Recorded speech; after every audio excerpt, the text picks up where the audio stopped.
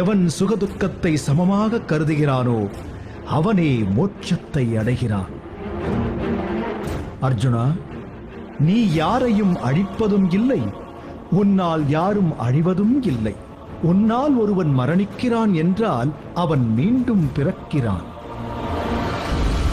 ஆன்மாவை எந்த வாளும் வெட்டாது, எந்த அக்னியும் எரிக்காது, அது நீரில் நனையாது, அதை காற்று உலர வைக்காது. அதோ கண்ணெதிரே வில்லேந்தி நிற்கிறாரே என் தாத்தா பிதாமகர் பீஷ்மாச்சாரியார், அது வெறும் ஆன்மாதானா? அவர் உடல் வெறும் பொய்யா? அவர் தம் கரங்கள் கொண்டு என்னை ஆசீர்வதித்ததும் பொய்யா? அதோ எனக்கு வில்வித்தைகள் போதித்த குருமார்கள் இருக்கிறார்களே, அவர்களும் பொய்யா? நான் யாரை பற்றி, யாருடைய உடலை பற்றி பேசுகிறேனோ அவர்கள் என் உறவுகள் தானே.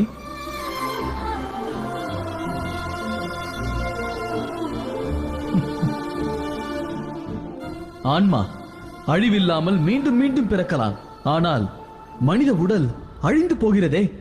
அர்ஜுனா, மனிதன் பிறப்பது உண்மை.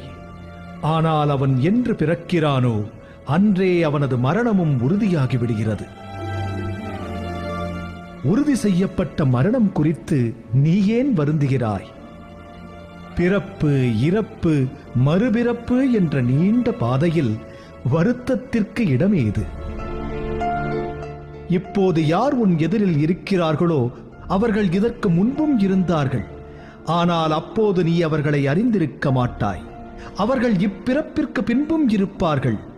அப்போதும் நீ அவர்களை அறியப் போவதில்லை.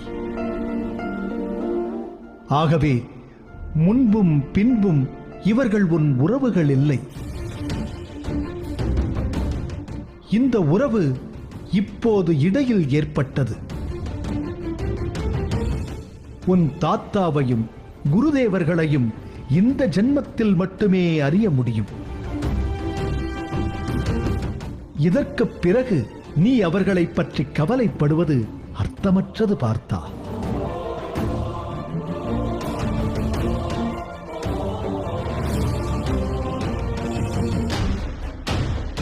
இந்த உடல் என்பது ஆன்மா பயணிக்கும் ஒரு கருவி, அவ்வளவே. ஆகவே நிலையற்ற இந்த உடலை பற்றி கவலைப்படுவதை நிறுத்திவிட்டு உன் தர்மத்தை நிலைநாட்டு.